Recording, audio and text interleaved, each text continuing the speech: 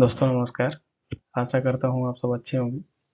दोस्तों मेरा नाम है जय सिंह और मैं हाजिर हूँ आपके अपने यूट्यूब चैनल जियो वर्ल्ड में।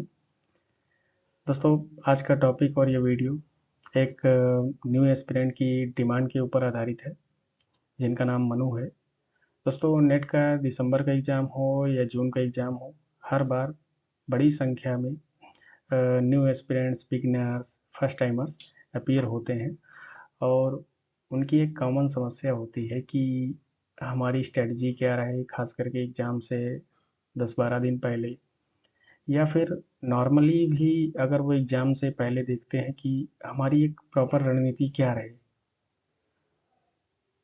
अगर देखते हैं पेपर 1 और पेपर 2 के लिए तो सबसे पहले उनकी रणनीति क्या होनी चाहिए। तो दोस्तों इस वीडियो में हम यही डिस्कस करने वाले हैं। आगे जाने से पहले दोस्तों आपसे आग्रह रहेगा कि आप इस चैनल को सब्सक्राइब कीजिए, लाइक कीजिए इसके कंटेंट को और वीडियोज़ में कमेंट भी कीजिए।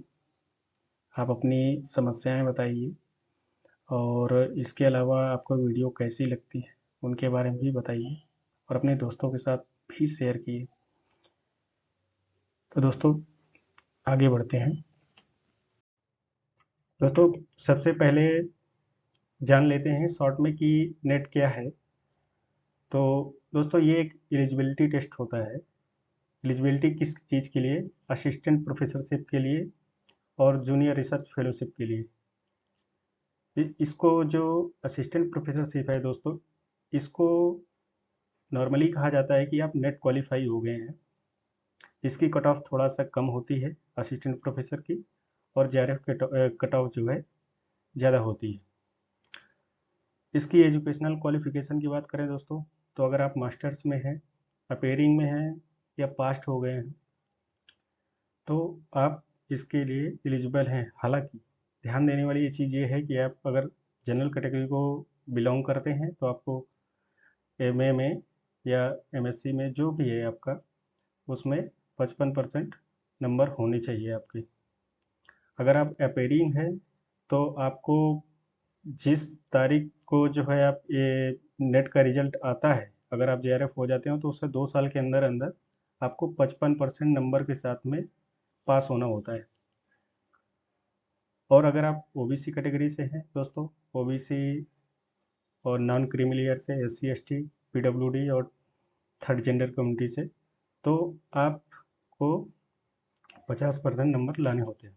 एज लिमिट की बात करें तो 30 साल होती है दोस्तों नॉर्मली, लेकिन रिलैक्सेशन मिलता है जो रिजर्व कैटेगरीज हैं इनके लिए रिलैक्सेशन मिलता है, आप देख सकते हैं।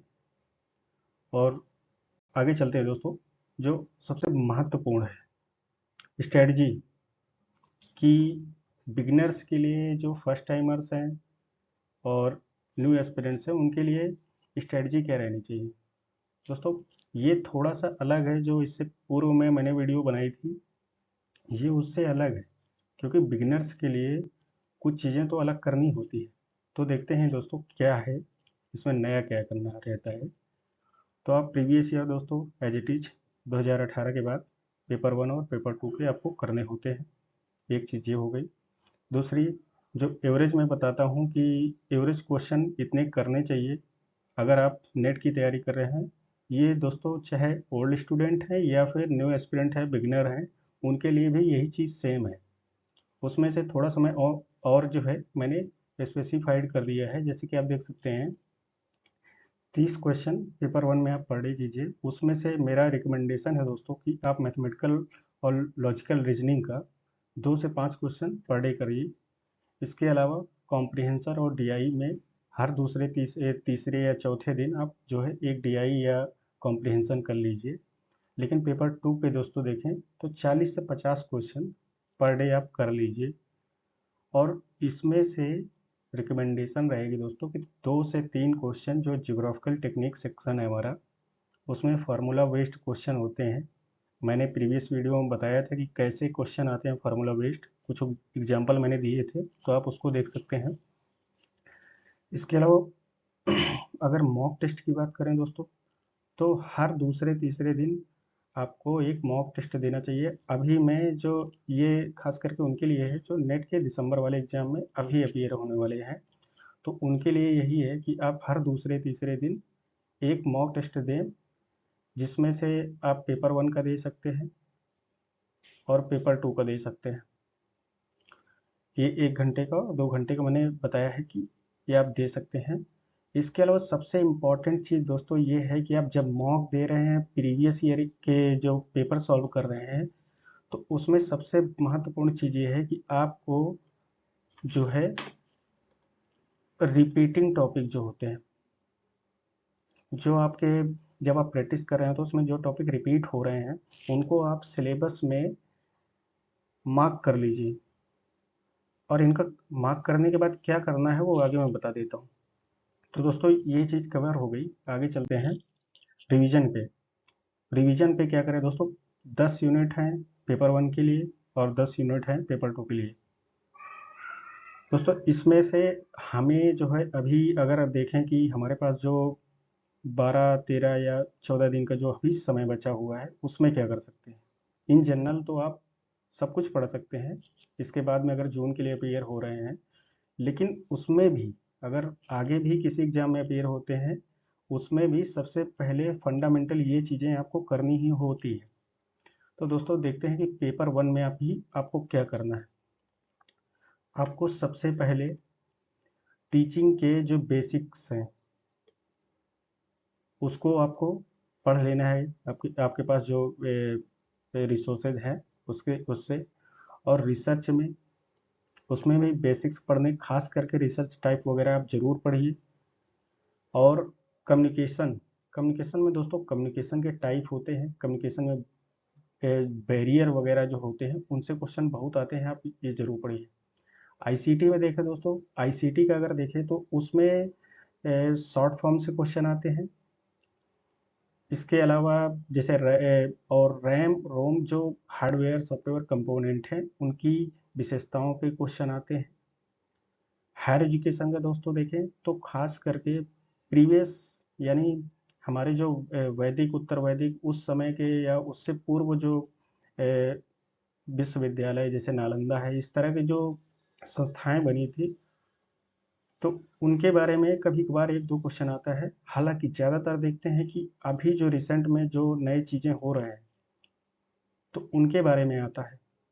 जैसे कोई नया कमीशन है, कोई कमेटी बनी थी, कोई बोर्ड गठित हुए हैं, न्यू एजुकेशन पॉलिसी अभी चल रही है। तो ये सब हायर एजुकेशन में दोस्तों आता है। पीपल डेवलपमेंट एनवायरनमेंट, इसमें दोस्तों आप चाहें तो इसको जो है पेपर 2 में कवर कर लें। ज़्यादातर क्वेश्चन जो रिसेंट समिट्स वगैरह होती है, इसके अलावा जो पोल्यूशंस होते हैं, जो इंडेक्सेज आते हैं, एयर क्वालिटी इंडेक्स, इस तरह के दोस्तों इनसे क्वेश्चन आप ये मान के चलिए कि हर दूसरे तीसरे साल जो है 2-2, 3-3 क्वेश्चन आते ही रहते हैं। पॉल्यूटेंट्स जो होते हैं उनसे क्वेश्चन आते हैं। तो इनको दोस्तों आप ये चीज़ें खास करके अभी आपको पढ़ लेनी चाहिए। अगर इसके अलावा क्या करना है, रिपीटेड टॉपिक जो मैंने बताया था कि मार्क करने हैं सिलेबस में, जब प्रैक्टिस कर रहे हैं तो जो चीज़ रिपीट हो रही है जो जिस टॉपिक से, तो उन रिपीटेड टॉपिक को आप दोस्तों यहाँ पे आप रिवीजन ज़रूर करें हर यूनिट से। जो भी ये मैंने थ्योरेटिकल यूनिट बताई है, इनके लिए आप यही करिए। अब बाकी जो पेपर 1 का जो मैथमेटिकल रीजनिंग पोर्शन है, डीआई है, कॉम्प्रिहेंशन है, उसके लिए मैं प्रैक्टिस को बता दिया, उसके लिए इधर ज़्यादा कुछ पढ़ने की ज़रूरत नहीं है। अगर पेपर 2 का बात करें दोस्तों, तो पेपर 2 में बहुत सारे, देखें तो 10 यूनिट है, उसमें से सब यूनिट्स भी हैं। तो आप क्या क्या पढ़ेंगे, अभी आपके पास समय बहुत सीमित है। तो आप ये देखें कि सबसे पहले आपको जो फंडामेंटल बेसिक चीज़ें हैं, जो आप ग्रेजुएशन में पढ़े होंगे या फिर अभी एमए में आपका अगर सिलेबस में यूनिट्स होंगे तो आप पढ़ रहे होंगे, तो इसमें सबसे पहली चीज़ आती है जियोमॉर्फोलॉजी। दोस्तों एक बेसिक चीज़ है, ये फिजिकल ज्योग्राफी से आधारित है। तो आप देखें कि इस पे जो प्रोसेसेस होते हैं, जैसे कि इरोजन, डिपोजिशन, ये जो बेसिक चीज़ें हैं इनके बारे में देख लें। इसके अलावा अगर हिंदी में देखें तो वलन, संवलन, उमज्जन, निमज्जन, ये जो प्रोसेसेस हैं, प्रक्रिया है, अंध घाटी, रिफ्ट वैली, इस तरह की ये चीज़ें जो प्रोसेसेस हैं ये कैसे बनती है, इनके बारे में थोड़ा बेसिक आपको मालूम होना चाहिए। आप अभी पढ़ सकते हैं आप थोड़ा सा। इसके अलावा सबसे इम्पोर्टेंट अगर इसमें देखें दोस्तों, हर साल एक या दो क्वेश्चन लैंडफॉर्म से क्वेश्चन आते ही आते हैं जियोमॉर्फोलॉजी में। तो इनको आप अभी लैंडफॉर्म तो जरूर ही पढ़ लीजिए। अगर क्लाइमेटोलॉजी की बात करें दोस्तों, दूसरा यूनिट है, इसमें भी मैंने लिखा है देखिए कि मेजर जो प्रोसेसेस हैं उनके बारे में, और फिनोमिनाज जैसे इवेंट्स होते हैं, साइक्लोन है, इसके अलावा थंडरस्टॉर्म है, एंटी साइक्लोन है, ये सब जो फिनोमिना होते हैं, घटे क्लाइमेटिक फिनोमिना होते हैं, इनके बारे में दोस्तों, इनकी विशेषताएं, उनके बारे में आप जरूर पढ़ लीजिए।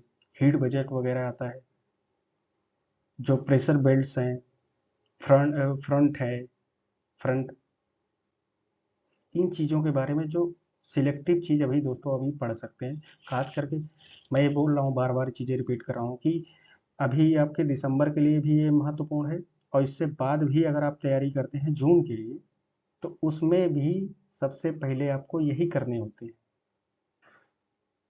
एक तरफ से आप टॉपिक चाहें तो कवर कर सकते हैं अगर आपके पास समय है, लेकिन अगर देखें कि हमको सबसे इंपॉर्टेंट चीज़ें पहले कैसे करनी है, तो उसके लिए यही है दोस्तों। फिर आते हैं कि जियोग्राफिकल थॉट। मैंने इसमें कई सारे यूनिट जो अभी जो कर सकते हैं, इंपॉर्टेंट यूनिट दिए हैं दोस्तों। इसके अलावा अगर आप जून के लिए तैयारी कर रहे हैं तो आप सभी कुछ पढ़ सकते हैं। उसके लिए मैं आगे वीडियो बना दूंगा, आप कमेंट में लिख दीजिएगा कि सर मुझे आगे का वीडियो चाहिए, मतलब जून के लिए मैं तैयारी कर रहा हूँ, तो उसमें मेरे लिए क्या आप रणनीति बनाएंगे बताएंगे, तो उसके लिए मैं अलग से वीडियो बना दूंगा।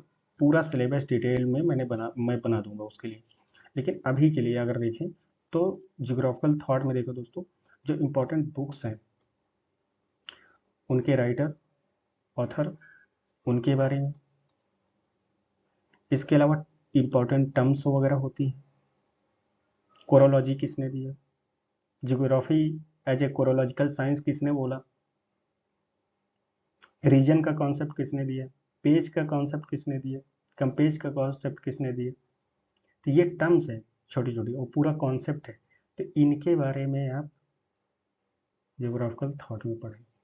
और सबसे जो शुरुआत में ही आता है थॉट में, ग्रीक, ये स्कॉलर बहुत इम्पोर्टेंट है दोस्तों, क्योंकि इन्होंने एक तरह से ज्योग्राफी का फंडामेंटल सेट किया था। अगर हम आज की ज्योग्राफी जो हम पढ़ते हैं उसमें फंडामेंटल भूमिका रही है इनकी। और इसके बाद में आते हैं रोमन, और इसके बाद में आते हैं अरब। इनका क्रम भी दोस्तों ऐसे ही है, पहले ग्रीक आते हैं, फिर रोमन आते हैं, और फिर अरब आते हैं। और ग्रीक के समकक्ष में देखें तो इंडियन ज्योग्राफर जो रहे हैं, और चाइनीज वो भी है, लेकिन उनसे क्वेश्चन बहुत ना के बराबर आते हैं। 2-3 साल में एक क्वेश्चन आया, इसलिए मैं इंपॉर्टेंट केवल दोस्तों बता रहा हूँ कि ग्रीक और रोमन, ये अरब स्कॉलर जो हैं, इनके इनकी जो बुक है और जो कॉन्सेप्ट दिए हैं, अगर स्टेटमेंट है कोई, जैसे Egypt is a Egypt is a gift of river Nile, Herodotus ने दिए। तो इस तरह से इनकी स्टेटमेंट्स हैं, तो उसको आप याद रखिए। दूसरा आता है दोस्तों जियोग्राफिकल टेक्निक। इससे क्वेश्चन हर साल आते हैं। इसमें से देखें तो बहुत लंबा है, उसमें आप अभी क्या पढ़ सकते हैं। तो जो मैप के टाइप हैं दोस्तों, कोरोप्लेथ, आइसोप्लेथ, कोरसमेटिक, तो इनके बारे में पढ़ें। इसके अलावा बार ग्राफ, ग्राफ के अगर देखें तो ग्राफ में पाई diagram, bar graph, line graph, ये चीज़ें आती हैं, इनको आप पढ़ लीजिए। रिमोट सेंसिंग और जीआईएस के दोस्तों बेसिक जो हैं बेसिक्स, उनके बारे में पढ़ लीजिए। खास करके वेक्टर डेटा, रास्टर डेटा, और स्पेक्ट्रम के टाइप जो होते हैं उनकी करेक्टरिस्टिक, और जो वेवलेंथ होती है, और तरंगदैर्ध्य जिसको बोलते हैं, उसके बारे में आप थोड़ा सा उनका क्रम देख लीजिए कि पहले गामा आता है या एक्स रे आता है, ये सब चीज़ें बहुत आती हैं इनके बारे में।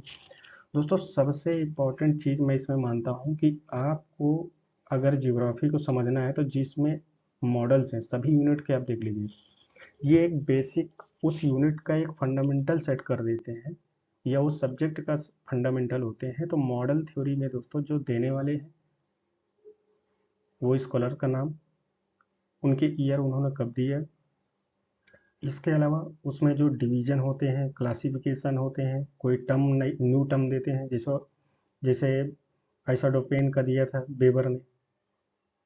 तो इस तरह के टर्म्स वगैरह होते हैं, वो आप जो है याद रखें। और डिवीजन, क्लासिफिकेशन, प्रोसेस, ये सब चीज़ें मॉडल थ्योरी में आते हैं।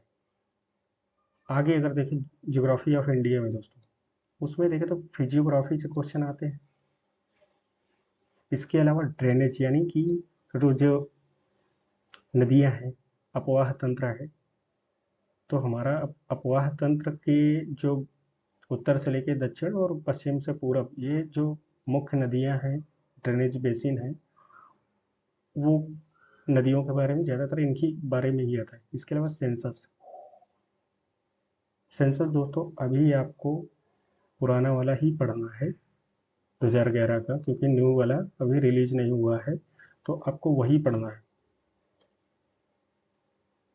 इसके अलावा जो मैंने बोला कि जब आप प्रैक्टिस कर रहे हैं तो रिपीटेड टॉपिक जो दोस्तों आप सिलेबस में मार्क कर रहे होंगे, उन टॉपिक को हर यूनिट से, जो यूनिट से वो आ रहा है रिपीटेड टॉपिक को आप विधिवत रिवीजन कर ले अभी। तो दोस्तों ये शॉर्ट में मैंने बता दिया है कि अभी आपको, अगर इससे भी अगर आप इतना कर ले रहे हैं तो आगे बढ़ लें और ज़्यादा पढ़ लें, इन्वायरमेंट पढ़ लें। और इसके अलावा पेपर 2 में इन्वायरमेंट और ओशिनोग्राफी है, अर्बन ज्योग्राफी है और रूरल ज्योग्राफी है, रूरल सेटलमेंट में, तो आप उनको पढ़ सकते हैं। लेकिन बेसिक दोस्तों अभी समय हमारे पास बहुत सीमित है, हमें बहुत सिलेक्टिव पढ़ना है। और आगे भी अगर आप अपीयर हो रहे हैं तो उसमें भी आपको जो है सबसे पहले ये चीज़ें करनी होती हैं दोस्तों। इसके अलावा न्यू एस्पिरेंट्स और बिगिनर्स, फर्स्ट टाइमर्स के लिए सबसे इम्पोर्टेंट चीज़ें जो अंत में बचती हैं ये सब होने के बाद में, वो है दोस्तों टाइम मैनेजमेंट। सबसे ज़्यादा ध्यान देना चाहिए आपको कि आप पेपर 1 1 घंटे में करें और पेपर 2 आप 2 घंटे में कंप्लीट कर लें। अभी से आप ये आदत डालिए कि 1 घंटे में ही पेपर 1 करना है और पेपर 2 उसका कोशिश 2 घंटे से अंदर है। लेकिन बाद में मैं बोलूँगा कि बाद में जब आप प्रैक्टिस कर रहे हैं तो कोशिश करें कि 1 घंटा 40 मिनट तक आ जाएं पेपर 2 के लिए। तो ये मेरी सलाह है दोस्तों। लेकिन हालांकि आपको अभी अगर इसी में दिसंबर में अपीयर हो रहे हैं तो आपको बिल्कुल टारगेट बनाना है कि 1 घंटे के अंदर हमको पेपर खत्म करना है। ठीक है। दूसरा है दोस्तों कि स्मॉल मिस्टेक्स, ये आपको अभी, क्योंकि आप पहली बार अपीयर होंगे और फर्स्ट टाइमर हैं, तो आपको सबसे ज़्यादा इन पे ध्यान देना है कि आपसे ये छोटी गलतियां ना हो। जैसे कि आपने सही मार्क नहीं किया। इसके अलावा क्वेश्चन में जो है आपने ऊपर ऊपर पढ़ लिए जल्दी जल्दी, आपने ऊपर एक एक शब्दावली पकड़ ली, एक वर्ड पकड़ लिया और नीचे उत्तर दे दिया जल्दी से, भाग गए आगे। ऐसा नहीं करना है। पेशेंस के साथ में दोस्तों, और टाइम, पेशेंस दोनों चीज़ों को ध्यान में रखते हुए ये छोटी गलतियां नहीं करनी, इन चीज़ों पर बिल्कुल ध्यान देना है। और अभी अभी अगर आप टेंशन बहुत ले रहे हैं, स्ट्रेस ले रहे हैं, तो ऐसा ना करें दोस्तों, क्योंकि अभी आप नए हैं और इस एग्ज़ाम को अपने लिए एक मोटिवेशन की तरह देखिए और स्ट्रेस ना लीजिए। अभी आप इतना बेसिक काम कर सकते हैं। तो दोस्तों टेंशन और स्ट्रेस अभी आपको नहीं लेना है। आपको जो आपसे हो सकता है अभी इतने दिनों में वो करना है, मैंने बता दिया।